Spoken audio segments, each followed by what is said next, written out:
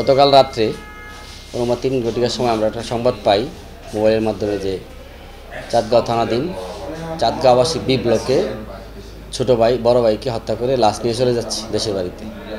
তথ্যের ভিত্তিতে আমরা দ্রুত ঘটনাস্থলে যাই, আমাদের টিম আমরা ঘটনাস্থলে গিয়ে ঘটনার সঙ্গে জড়িত 2 জন আসামি পালিয়ে যাওয়ার সময় তাদেরকে আমরা দাওয়া করে তাদেরকে গ্রেপ্তার করে তাদেরকে জিজ্ঞাসাবাদ করি। তাদের তথ্যের ভিত্তিতে জানতে পারি যে রাত্রেবেলা পারিবারিক কলহ কারণে রাতে 3 ঘটিকার সময় তারা ভিকটিমকে হত্যা করে ভিকটিমের ভাই এবং ভাইয়ের স্ত্রী পালিয়ে যাওয়ার চেষ্টা করে।